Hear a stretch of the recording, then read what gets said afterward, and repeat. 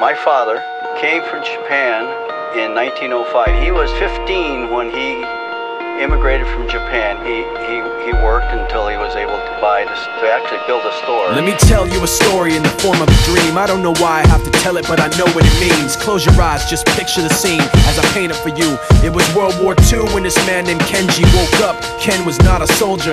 He was just a man with a family who owned a store in LA. That day, he crawled out of bed like he always did, bacon and eggs with wife and kids. He lived on the second floor of a little store he ran. He moved to LA from Japan, they called him immigrant. In Japanese, he'd say he was called Issei. That meant first generation in the United States, when everybody was afraid of the Germans, afraid of the Japs, but most of all afraid of a homeland attack. And that morning, when Ken went out on the doormat, his world went black, cause right there, front page news, 3 weeks before 1942, Pearl Harbor's been bombed and the Japs are coming. Pictures of soldiers dying and running.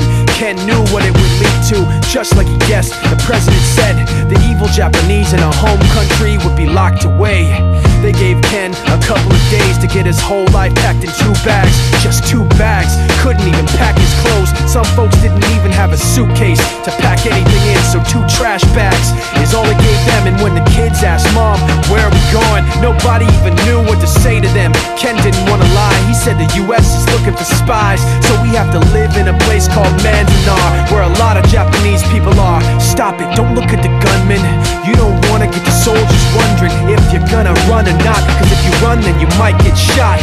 Other than that, try not to think about it. Try not to worry about it being so crowded, cause someday we'll get out. Someday, someday. As soon as war broke out, so the FBI came and they just come to the house and you have to come. All the Japanese have to go. They took Mr. Need and people couldn't understand why they had to take him, because he's just innocent laborer. So now they're in a town with soldiers surrounding them. Every day, every night, look down at them. From watchtowers up on the wall, Ken couldn't really hate them at all. They were just doing the job and he wasn't gonna make any problems. He had a little garden, vegetables and fruits that he gave to the troops in a basket his wife made. But in the back of his mind, he wanted his family's life saved.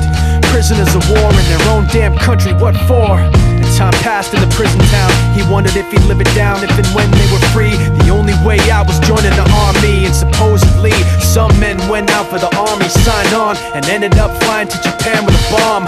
That 15-kiloton blast put an end to the war pretty fast. 2 cities were blown to bits.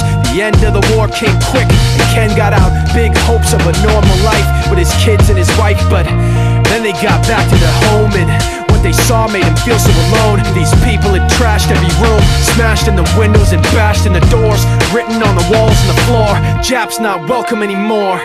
And Kenji dropped both of his bags at his sides and just stood outside. He looked at his wife without words to say. She looked back at him, wiping tears away, and said, "Someday we'll be okay, someday." Now the names have been changed, but the story's true. My family was locked up back in '42.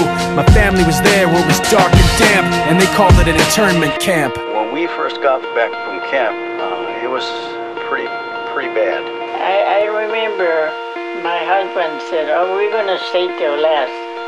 Then my husband died before they closed the camp.